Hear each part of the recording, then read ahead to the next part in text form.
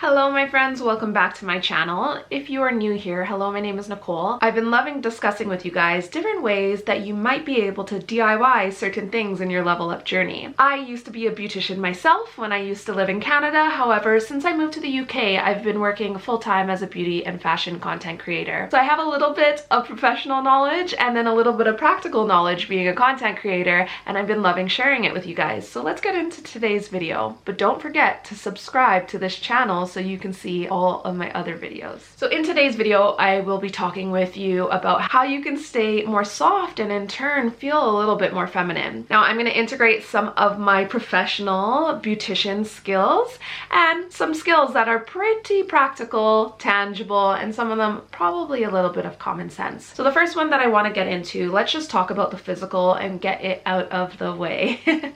So obviously the more soft you feel on the outside is going to allow you to feel fabrics more. It's going to allow you to be softer to touch. Now we're not just going to focus on the outside of the body, because let's be real, there's other ways that you can feel soft on the inside as well, and how you can evoke softness in regards to others. But when you can stay exfoliated, that is going to be one of the most practical ways that you can stay soft. So whether that means that you are using an exfoliating scrub, whether that means that you are going and getting a body scrub in salon, whether that means that you are using, oh my goodness, I used to love, you know those mitts that like you can just rub on your body? Those produce an amazing exfoliation. I think that's a really great practical and tangible place to start. Next up, let's talk about hair removal. I am someone that is not very hairy, so I can understand that maybe for me, I don't understand the full grievance of keeping up with hair removal. However, even as someone who isn't very hairy, I do find that when I do shave or wax or go get sugared, my husband notices instantly. And not only does he like the feeling of my skin, I like the feeling of my skin. It feels so much more supple and so much more soft when you do some type of hair removal. Obviously, if you have hair on the coarser side or the thicker side, I would suggest going to get waxed or going to get sugared, or even picking up one of the at-home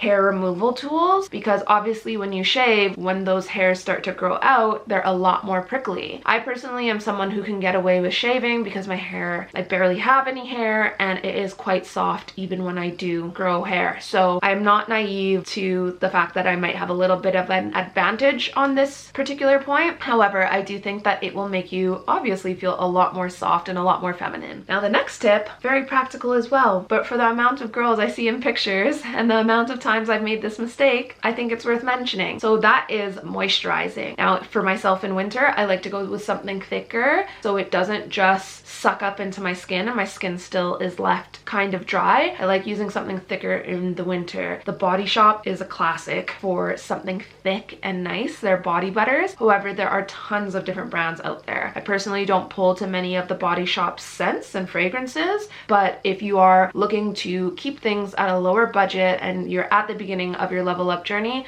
then the Body Shop is an amazing place to start. Now let's get into some of the maybe not so tangible ways. I have mentioned this before on this channel. I don't believe that to be feminine, you have to speak in a robotic voice and speak monotone and speak very bland. I don't think that's very interesting. However, I am definitely somebody that can be a little bit more aggressive, can be a little bit more masculine, and I think sometimes even someone who is very over animated, it can not come across as very feminine or very classy.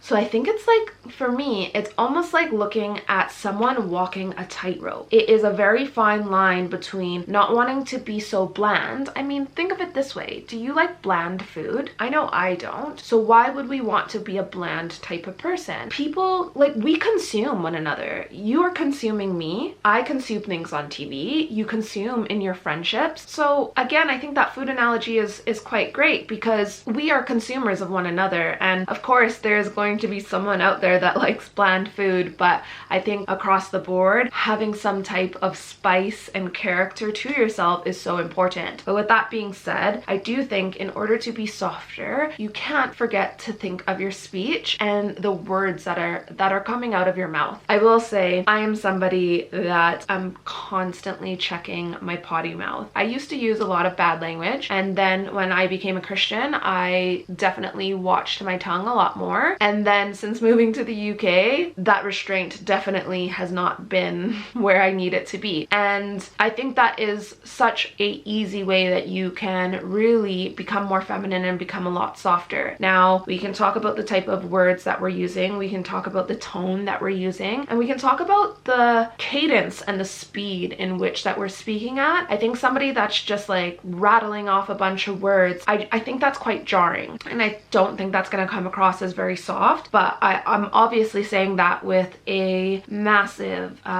teaspoon of, what is it, a teaspoon of salt, a teaspoon of sugar? That phrase has just completely escaped me. But I really think that if you can carve and structure how you are speaking, it is going to really help you in regards to being a bit more feminine and a bit more classy, and ultimately a bit more soft. Now, just one last thing on that last point that I feel like has been helping me is doing more reading. I find that when I do more reading, there's words that get reintroduced to my vocabulary that I had before. Like, they were banked somewhere in the back of my head, but they weren't at the forefront of my mind. Therefore, I was not using them in my everyday speech. And I find that when I do more reading, those words are brought to life in my brain again, and it sometimes allows me to use more poetic words that allows me to sound more intentional and soft in my speech, which then in turn makes me look a lot more soft and a lot more feminine. Now, the next way that I think you can practice being more soft and being more feminine is really honoring your interests and your hobbies. So for me personally, one of those things has been reading. I found that I have been so caught up in making money, doing my job. I have so much fun doing my job that I'm constantly working. I'm constantly caught up in the rat race that can often be life, that I didn't have time to nurture my interests. And I think if you're a content creator watching this, or you want to be a content creator, I think you might find that a lot of the things that interest you, you can then turn into a job. But then you're not doing those things out of a hobby anymore. You're doing them out of making it into something. So before I left Canada, I was actually going for voice lessons, and I knew I was never gonna be, you know, a musician. I can hold a note, but I knew it wasn't gonna ever be an actual job for me, and I loved that. I would love to get into more baking here in the UK. I'm not